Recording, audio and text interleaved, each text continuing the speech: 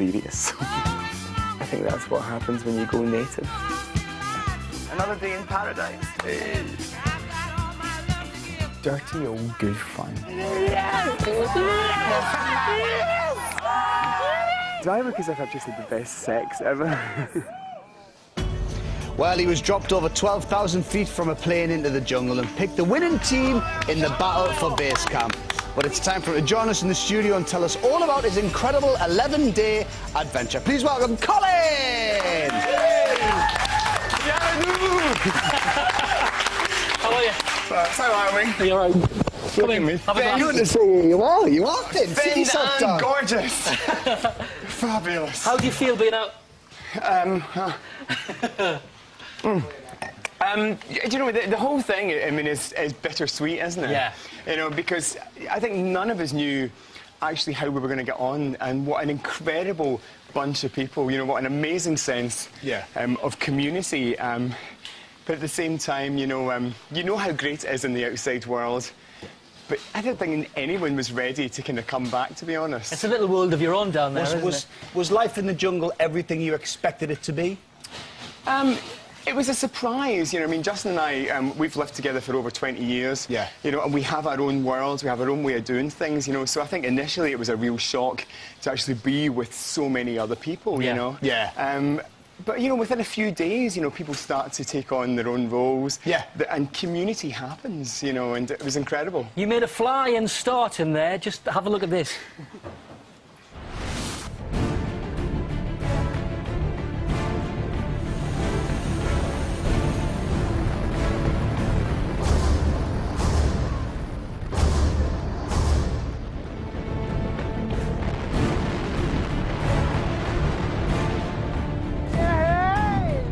What a way to start. It's fantastic. I tell you, it's the best drop-in ever, isn't it? It's brilliant. It's brilliant. Now, a lot of people find jungle life tough, but you were very lucky to have someone special in there with you, weren't you? Absolutely. You really were. Let's remind ourselves. Just take a look at this. A place where nobody dared to go. I'm loving this, Colin. Colin, for me, is an amazing source of comfort. Why don't you get those cut off? That's how I know it's him in the dark. I should be so lucky,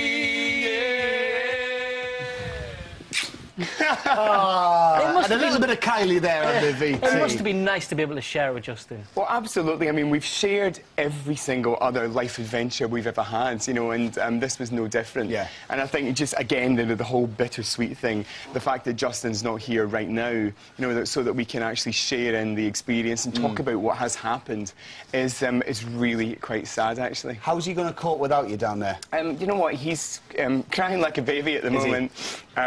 But he's you know what? He's really strong. He's absolutely strong. You know, he's always been my hero, and he'll be fine. He'll be absolutely fine.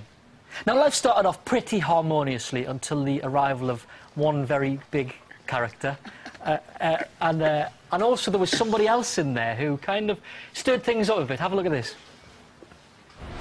I mean, why would you have those maybe taken off smooth skin? I've got a real complex about these moles. I know it's not a big deal, but when I was a kid, I used to get called Moley. Quite rude to suggest, darling, that I should just chop myself up so that I look better for you. I said to him, why don't you get those taken off? I said, how do you mean? I thought, oh, I've done a boo-boo. Kim just came up to me and she said, you should go and have all your moles taken off. You can't take it, but don't hand it to me, darling. Don't return after a few days in the jungle. Oh, I know, Kim. Don't turn. I don't. That was kind of the first time things really turned, isn't it? It was odd, you know, because I can't remember, someone else got it the day before, like an outburst from Kim. It felt watching it came out of nowhere. Was that the case? That was exactly what happened. Someone else got it, then Katie got it, and then I think it was just Justin's turn. And suddenly, you know, I mean, Kim is a bit of a carry-on kind of matron, this big comedy matriarch. You know, she is like kind of like Bet Lynch on reverse liposuction. Suddenly, she just goes for it, and it all comes out like she's had the truth serum, you know. So she just walked up to Justin. I would have those removed, darling, you know. And he was like, what? Oh, Colin, it was who she goes for next. She's crazy. It was great watching you, and well done down there. It was really brilliant. Thank you very much. It was fantastic, thank you. Colin is the second person to leave. Now, we're not here tomorrow night, but we'll be back on Thursday night, when two celebrities will face a stomach-churning trial. And for one last time, you will decide who faces it. Anyone for a quick one? Who's got the bottle for a trip to the Jungle Arms? A challenge that will keep your spirits up. If you can keep the drinks down. The lines are now open for Jungle Arms. Dial 09011 32 32 and then just add the number of your chosen celebrity. There's all the numbers for you there on your screen right now. Sky and Virgin Media viewers, press your red button. Calls cost 50 pence from a BT landline. Calls from other networks may be higher, and for mobiles will be considerably more. 15 pence from each call goes to charity.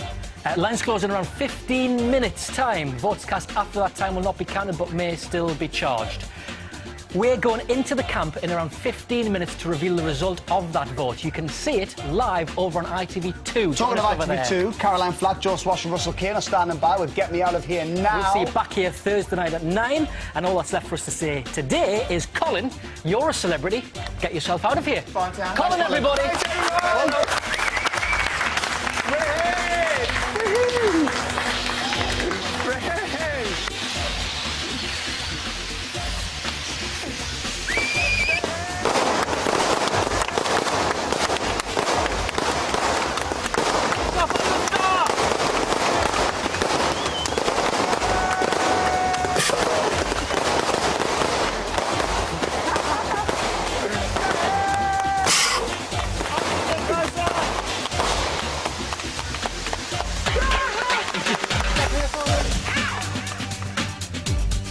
Well, as the voice said, I'm a Celebrity takes a break due to our live Champions League match between Manchester United and Besiktas tomorrow at 7:30, but it will be back Thursday at 8:30.